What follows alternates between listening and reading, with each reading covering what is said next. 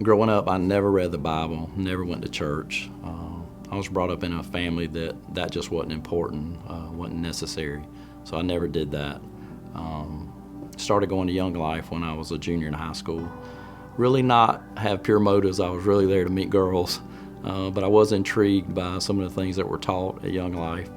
So I got interested and started reading the Bible, I'd say sporadically, and started reading in the New Testament, mostly the Gospels, Matthew, Mark, Luke, and John.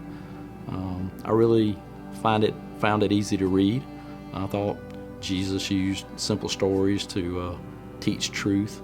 And then I started reading the Old Testament and discovered this big God and His greatness and His power and His majesty and all the miracles that He had done and all the promises that He had made and kept with His people. And that was super important to me because I grew up in a broken home with a lot of broken promises and had a hard time trusting people. So I started thinking, maybe this God is somebody that I could really trust. So I really dug into God's Word. By the time I was 21, I'd read through the Bible twice. But I want to make it really clear that even though I had a bunch of head knowledge and Bible knowledge, that it wasn't here. I didn't have heart knowledge. Probably early in my marriage, my wife got saved and she was trying to get me to come to church.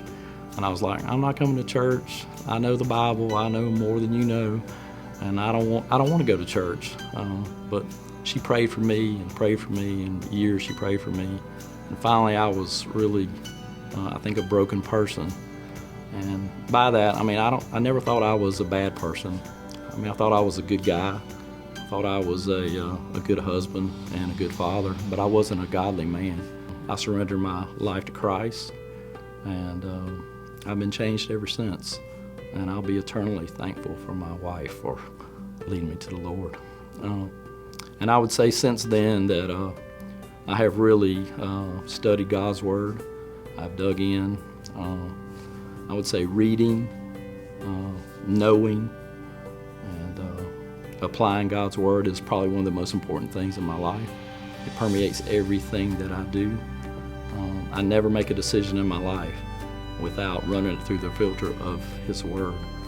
What does His Word say? Not what the culture says, but what does His Word say?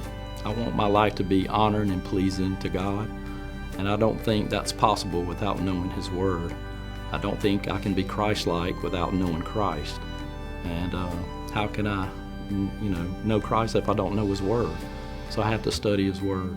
I use this analogy with my kids, and I think it applies to all of us. Just imagine that the hardest subject that you can think of, and for me that'd be calculus, and they give you a book and they say, hey, I want you to study chapters 1 and 2. We're going to give you a test at the end of the week. You have good intentions, but you never open the book. You never study. So what happens on test day? Obviously I'm going to fail the test. Well, the same thing is true. God's Word, if you never open the Bible, if you never study His Word, how do you ever expect to pass the tests of life that's waiting for you right outside the door each and every day? For me, I use Psalm 119, verse 11. I've hidden your word in my heart that I might not sin against you. That helps me every single day. It gives me strength. It gives me encouragement. It gives me hope. It gives me everything that I need to try to live every day in the world.